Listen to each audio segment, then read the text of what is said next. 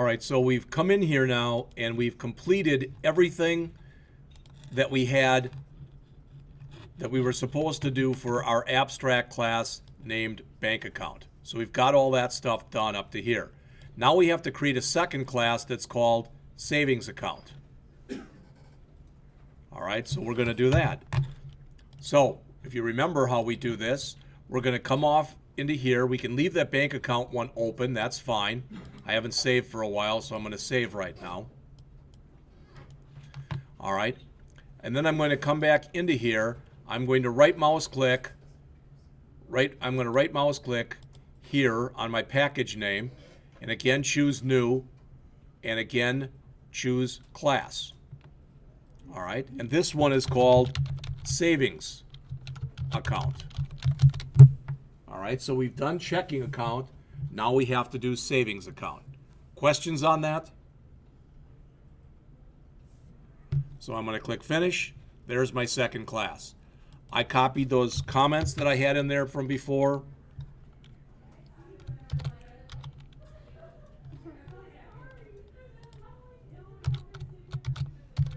Okay, so there's the comments. All right, so this is called savings account, and this hopefully won't take very long, but we'll see. The first thing is, what is a savings account? It's a type of what? Bank account? Right, and what is the key word that we use for inheritance? Extends. All right, so we're going to say here, public class savings account extends bank account. What that means, again, if you remember, is that means that every single thing that we had available in bank account is now available in savings account. Does that make sense to everyone? Just by using that extend? Yes. Now we're going to add our new stuff to it. All right, the first thing we want to add is we're supposed to add a Boolean variable that's called status. And that's going to say account active or inactive. So if status is set to false, the account is not currently active. And when the account is not currently active, that means that the balance of the account fell below $25. If it's 25 or above, then the account will be active, so status will be equal to true. I'll take your question. Does all that make sense? Yes. Question? Oh, yeah. Do we need constructors? That's why we're getting the error. Oh, okay. Got it. All right, we have a lot more to add here. All right. And again, I'm just going to open up some blank lines so I can move that up a little bit. All right. So first thing we want to do is, as just mentioned, is we want to add our constructor. And just like we had before, we're going to have double for our balance, double for our interest rate, and double for our monthly service charge.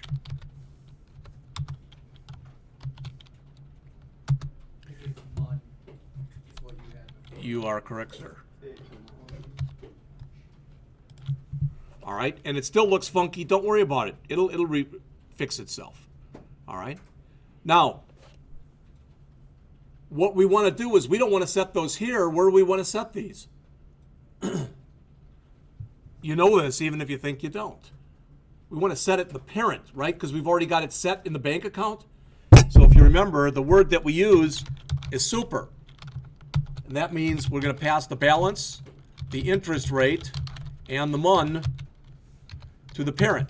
We're letting the parent figure out. So when we call this, if you look up on the screen right here, when we call that line right there, what that does is it goes back over to bank account and it says, oh, there's a balance, there's an interest rate, there's a monthly service charge. All right, and if you do this and you use the word super, it has to be the first executable line of code in the routine. So I can't do some other stuff and then go and call super. All right, it's a Java rule, it's not a Jeff rule.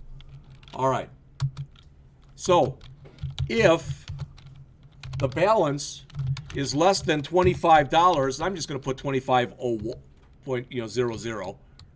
So if it's less than that,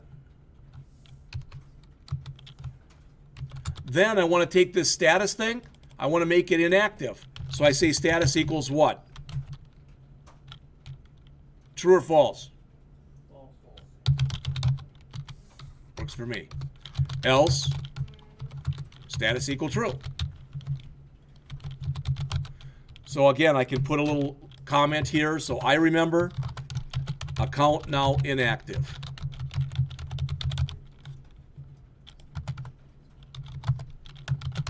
Account now active.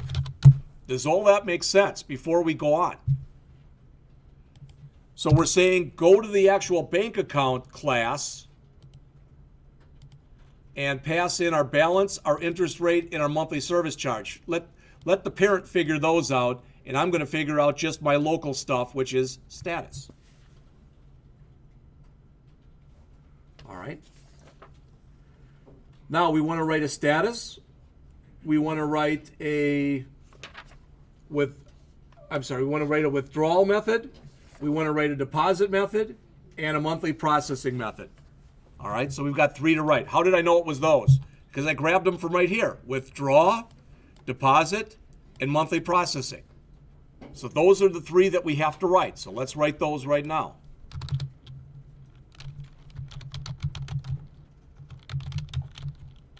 Doesn't matter which one we do first, the withdrawal or the deposit.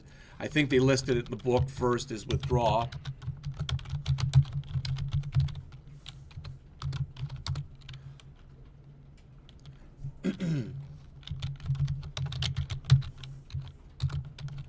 All right, just take a second. Somebody tell me, what does that mean? I know it means if status equal true. What in English does that mean? The account's active. I don't want to allow you to withdraw unless you've got an active account, meaning you've got at least $25. All right? Now, the other thing that I have to do is I have to check, because what if I have $50 and I withdraw $30? All right? I should allow that to happen, but then what do I have to do? I've got to make the account inactive. Does that make sense? All right? Now, I've got to withdraw here, but I don't have to call my withdrawal. Notice what kicks in here? The IntelliSense. All right. So and the reason I'm doing that is I've already got a withdrawal method. All right. All I have to do, I can tell the bank account a withdrawal is a withdrawal. It doesn't matter what account I'm taking it from. I'm asking for something. The slips might be different, but whether I withdraw $100 from a savings account or a checking account, isn't the end total that I have $100? All right. So now I've got to check and see if get balance is less than 25. I want to set the status equal to false. And again, I'm going to grab my same comment that I had in here before. Account now inactive.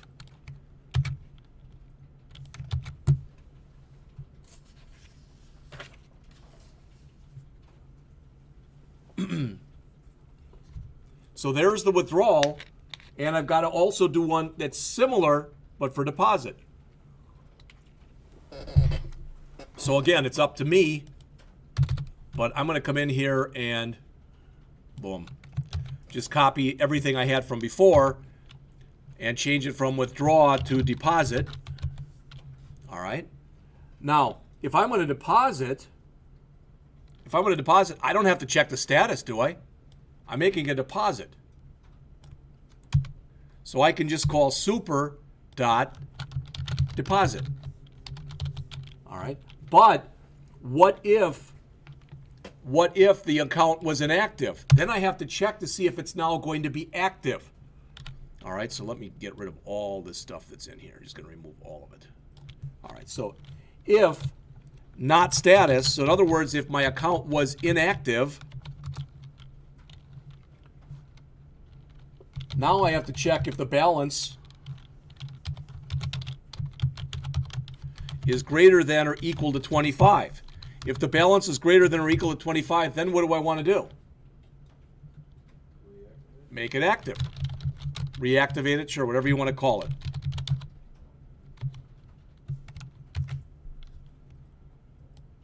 Oops, Z. That's not what I wanted to do. That's what I wanted to do. I want to copy this and just say account now active.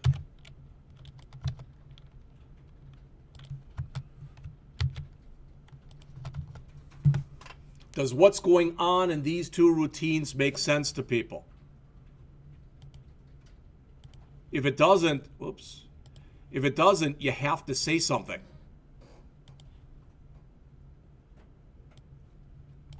So here's the two routines. All right? Here's our withdrawal routine. If the account is active, allow the withdrawal to take place. After the withdrawal takes place, check the current balance. If it's less than 25, deactivate the account or make it inactive. For deposit, allow the deposit to take place.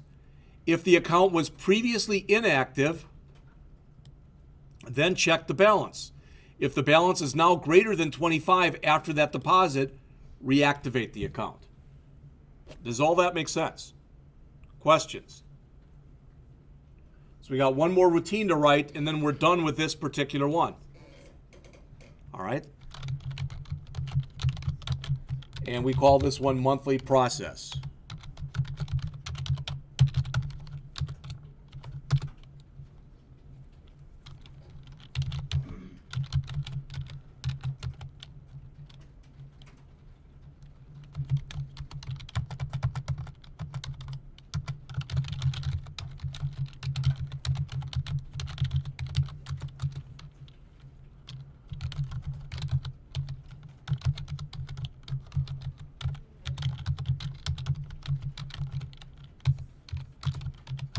Now, what our specs said was that if you have more than 4 withdrawals in a month, then every withdrawal that you do after that, you start charging the person $1 to do the withdrawals. So you can look at the example and say, well, that stinks. They don't do that. It doesn't matter. All right? The author's trying to get this stuff across here. So, in fact, I really shouldn't even set this, to be honest with you. I'm gonna set it right away. So if the number of withdrawals is greater than 4, then I want to get the monthly service charge.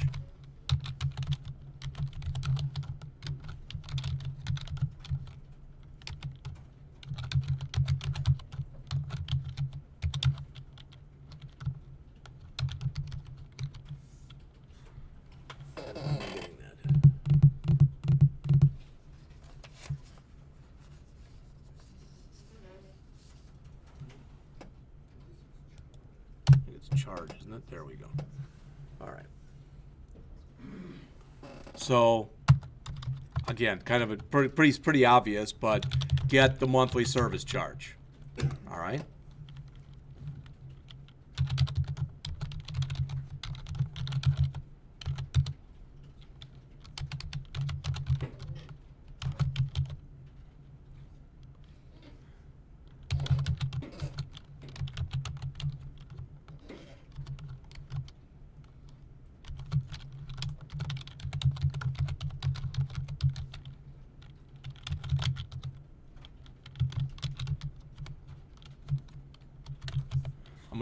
I think you can read that okay. Hopefully you can.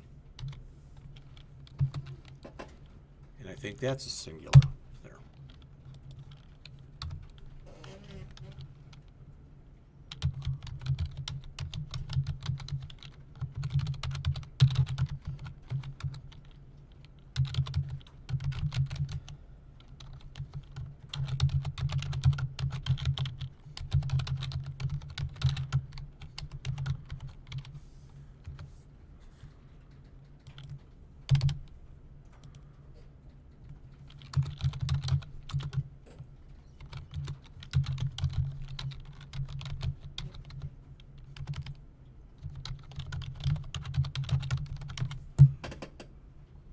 And that's it. So I'll let you type that in and then we'll go back and talk about it.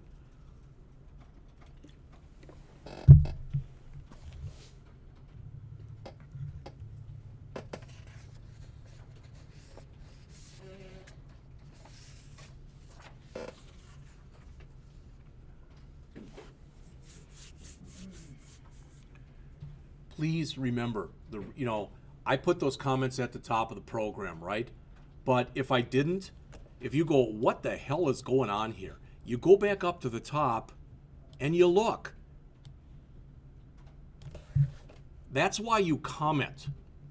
Because a lot of times you comment for two reasons. One is in case you have to go back and look at your code at a later time so you know why you did what you did.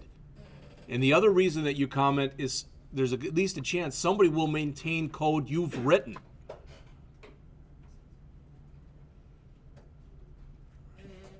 And if you remember, because I've cut down on it, but the way I used to always do this stuff, I used to always put a begin there. I'll put a comment right there that would say like begin else on and an end else. And that saved my ass, literally, before. I had some code that I was working on with a guy from England when I was at AT&T. We were both working on the same code. I was able to prove using my comments that he screwed up my code. I didn't screw up his. I mean, he literally threw a royal fit, went to his boss. I got called under the carpet. And I'm like, I didn't do that. And they were like, prove it. So I did. And they were like, well, sorry about that. Nothing happened to that guy because he mattered and I was a schmuck. All right, but that's okay. But the point is, putting some documentation in there saved my butt. All right. So again, if we do go back and we look at the documentation, let's just see what it says.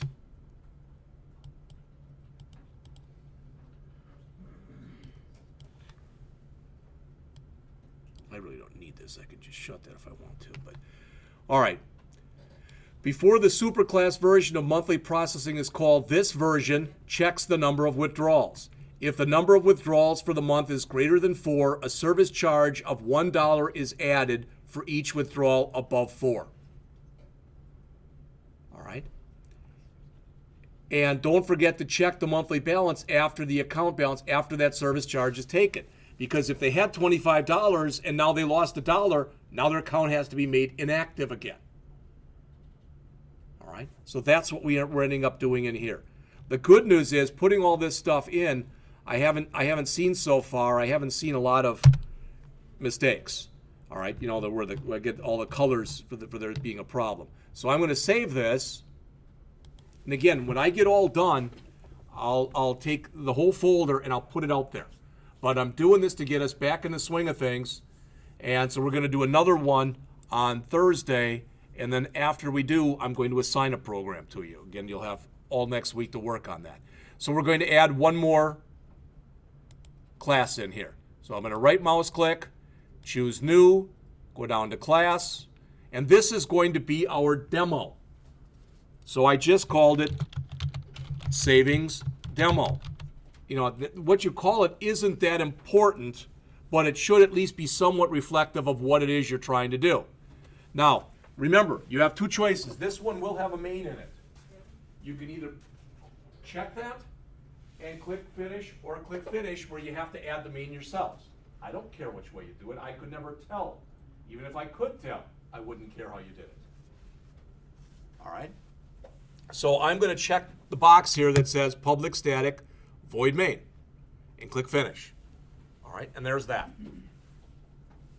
Okay. Now think about what you're going to have to do in here.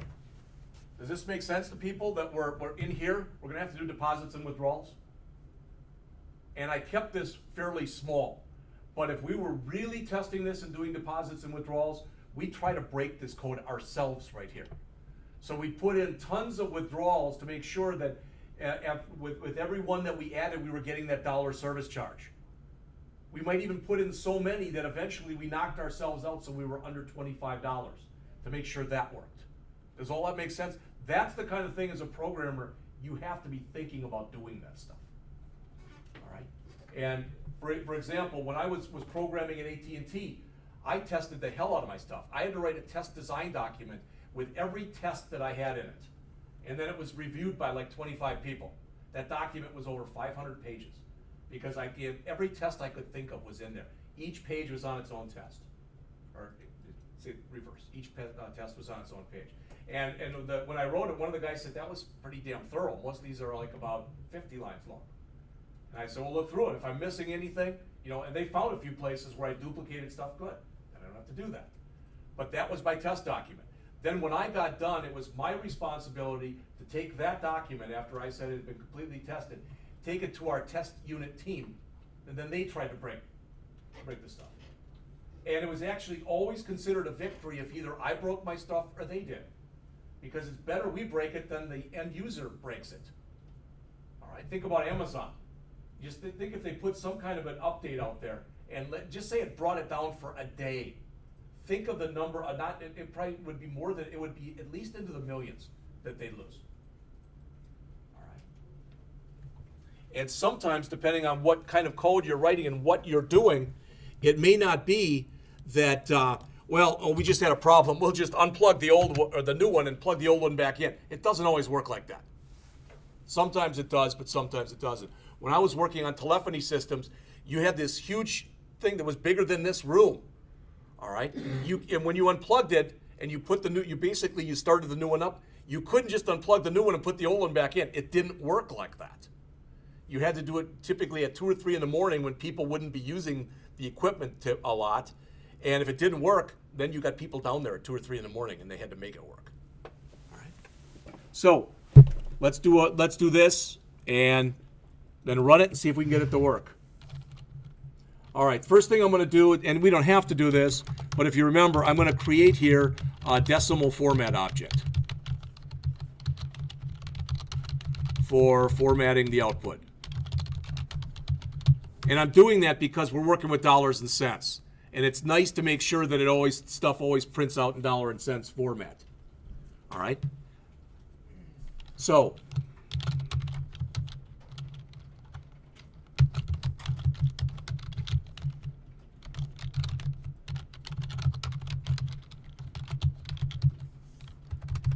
no, there is no such thing, I think, as an decimal format. So,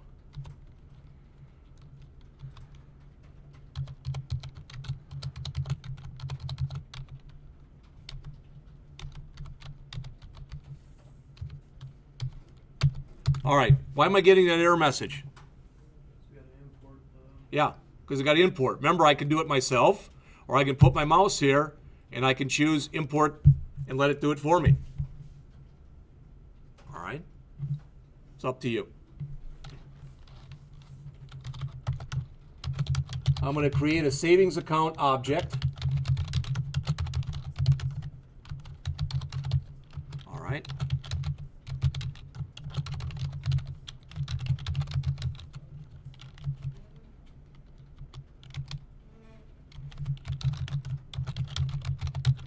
And I'm going to run out of room, so I'm just going to put this over 2 lines. So.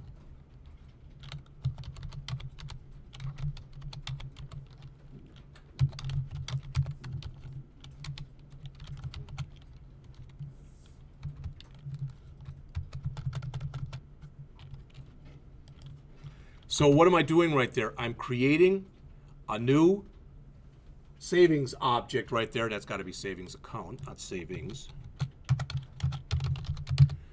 And I'm saying that new savings account object, I've got a $100 balance. The interest rate is going to be 3%, and I have a $2.50 monthly service charge. Does all that make sense? That's going to be handled by my bank account class, remember, when I do that. All right? So, let's display what we've got so far.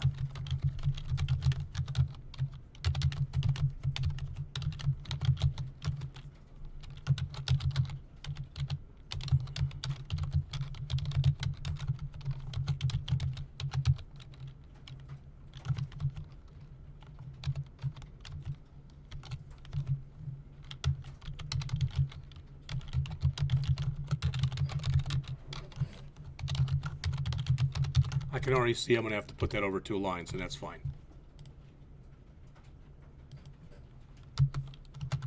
Oops.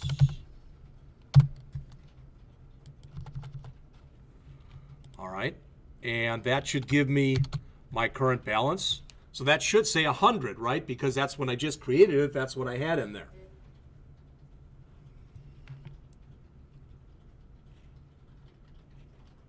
$, 2, 3, 4. Looks like I'm missing one more. There we go.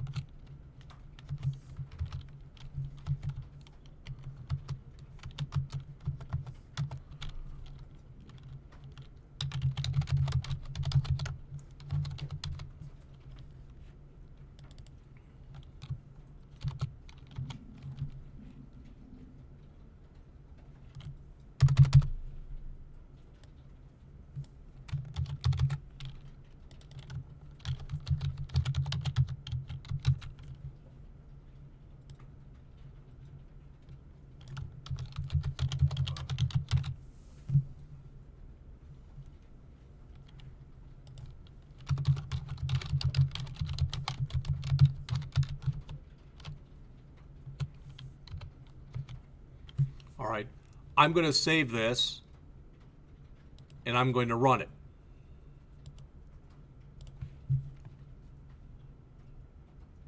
Come on. Come on. Balance is 100, number of deposits is 0, and number of withdrawals is 0. Doesn't that make sense? All right. So remember these numbers, 100, 0, and 0. I just opened the account, I put in $100 or whatever. That's its balance. I haven't called the deposit method yet. I haven't called the withdrawal method yet. All right? So now I'm going to make some deposits. And then, as you probably guess, I'm going to make some withdrawals.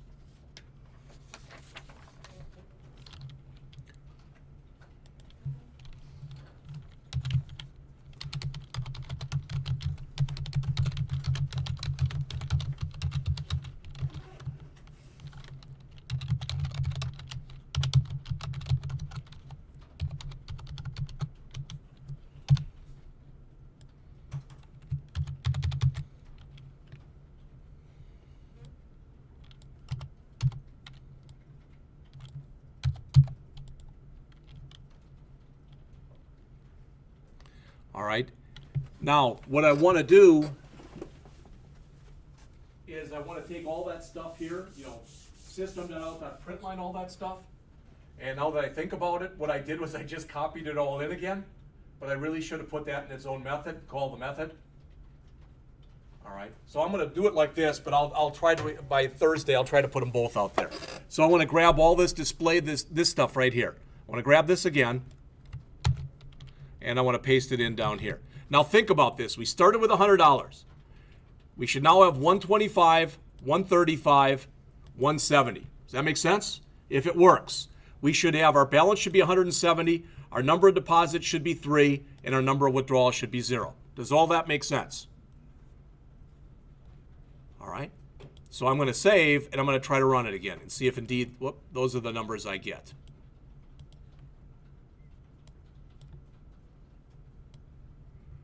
$170, 3, and 0. That's a good start. It appears as though my deposit stuff is working. All right. So now that I've done my deposits, it's kind of nice to go in there and do some withdrawals. All right. So I want to withdraw enough that that my thing kicks in and it makes sure that everything I'm working on is working okay. So now I'm just going to do a bunch of withdrawals. So instead of this, I'm going to grab these here. In fact, I'm just going to grab that and copy it. And then down here, I'm going to make some withdrawals.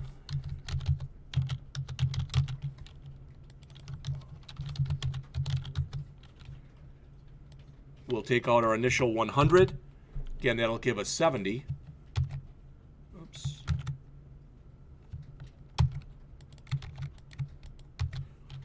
And then we'll take out 50. And that'll give us $20. Then we'll try to take out 10 more.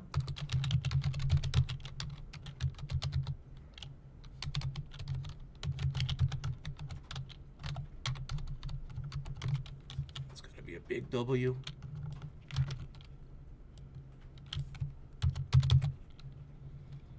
And then we'll print out what we've got again.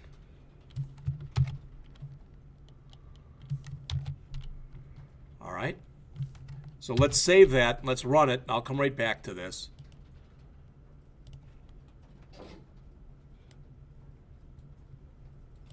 Notice once we got to our balance of 20, it did not allow us to do any more withdrawals. So those 2 failed. Or 3 of them failed, whatever it was. Either 2 or I guess we tried to do 5 withdrawals and it says we only did 2 because the other 3 failed because we were not at, our account was inactive. We were not at our magical amount of $25. All right. Okay, so I've checked deposits. It appears to work. I checked withdrawals. That appears to work. It appears as though, I could have put more code in there that we could have put a system.out.println line that said this withdrawal will not work because your account is inactive. That probably would have been better. All right, there's already plenty for you to type today, but you get the idea. Okay, so what haven't I checked yet? Interest rate and monthly service charges. Yeah, we haven't done our monthly processing. All right, so let's do that.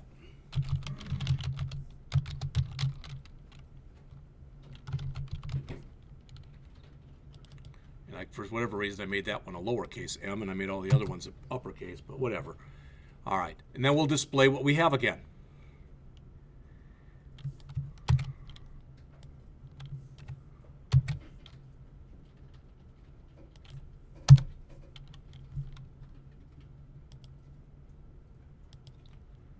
I'm going to run it one more time and take a look at the output. All right. So if you look on here, all right, our balance went down. I have to go back and double check this to make sure, but it reset our deposits and it reset our withdrawals. We had a monthly service charge, it looks like, of what? $2.46. Some kind of a charge from that because that was removed from our balance. All right. I had a piece of paper where I wrote all this stuff out, but it's upstairs someplace. I think all this stuff that's in there is right. Now that was quick. It may not seem like it. This made it seem like the period never ended. But hopefully what we went over made sense. What we're going to do on Thursday is we're going to change gears and we're going to learn how to write our own exceptions. So for instance, we'll go back to this one then. I might even have you work with this one. I don't know.